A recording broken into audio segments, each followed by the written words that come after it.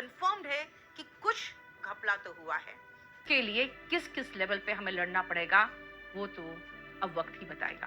खैर, ये अंधी और बहरी एसएससी के लिए एक निवेदन है कि कम से कम आप एटलीस्ट जो निकालते हैं नोटिफिकेशन उसको सही सही निकालिए, और कम से कम जो सीधा सीधा दिखता है उन चीजों को चेक करिए, क्योंकि अगर आप एक रिजल्ट को चेक करते हैं तो उसके साथ कम से कम 100 रिजल्ट पर आपकी नजर जाएगी जो फर्जीवाड़ा हो रहा है और कई सालों से हो रहा है। अब कुछ घपला तो हम लोग साफ साफ सामने रखने को तैयार है, लेकिन ना एसएससी सुनने को तैयार है, ना एसएससी हम लोग से मिलने को तैयार है। तो अल्टीमेटली हम लोग को कोर्ट का सहारा ही लेना पड़ेगा, और इस मामले में कोर्ट अब क्या फैसला करेगी वो तो बाद की बात है।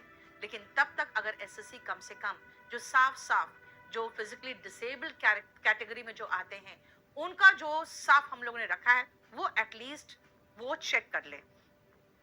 तो मैं मानती हूं कि एक तो सबसे पहले इतना बड़ा जो मिस्टेक है, यानी कि जो आप देख सकते हो कलर ब्लाइंड का, अब मैं तो चाह रही हूं कि आप लोग बाकी भी चेक कर लेना, क्योंकि हम इन पर भी भरोसा नहीं करते। आप इस साल का पिछले साल का दोनों को मिला के चेक कर लेना, ताकि अगर आप कलर ब्लाइंड हो तो बहुत सोच समझ के ऑप्शंस भरना।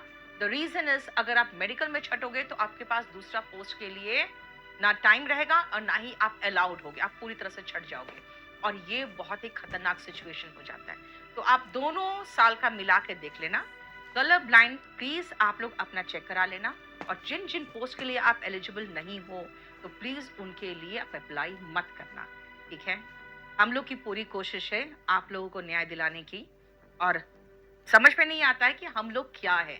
भाई हम लोग टीचर्स हैं, हमारा काम था सिर्फ पढ़ाना और आपको इतनी बढ़िया तैयारी कराना कि आपका सिलेक्शन हो जाए, लेकिन तैयारी कराने के बाद फिर ट्विटर कैंपेन चलाना, फिर आपका साथ देना, फिर कोर्ट जाना, फिर कोर्ट में खर्च करना, तो भाई हमें नहीं समझ में आ रहा है कि हम किस किस लेवल में और क्या क्या चीज करना है हमें, और हमें कौन कौन सा रोल निभाना है सोसाइटी में, जहां पे एक सरकारी नौकरी जो एक पूरे परिवार को लोअर मिडिल क्लास से या लोअर क्लास से सीधा एलीट क्लास में पहुंचाता है, एक अच्छा भविष्य सुनिश्चित करता है, उस एसएससी सुन नहीं रही है। भाई ये आयोग, ये सिस्टम सुधरने वाला नहीं है।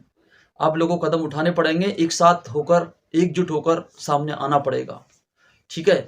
बाकी जिन बच्चों का नहीं हुआ है, जो बच्चे एक एक दो दो नंबर से पॉइंट से रह गए भाई, उनके लिए बहुत दुख की बात है और बहुत ही दर्दनाक कहानी आप लोग की बन रही है। आपके एक एक शब्द में इतना दर्द छिपा हुआ भाई कि पढ़ने में भी मेरे को बहुत हर्ट हो रहा है। लेकिन आप हिम्मत मत हारिएगा, नेक्स्ट भर्ती आपकी लगी हुई है, उस पर फोकस कीजिएगा, पूरी जान झोंक दीजिएगा अपनी।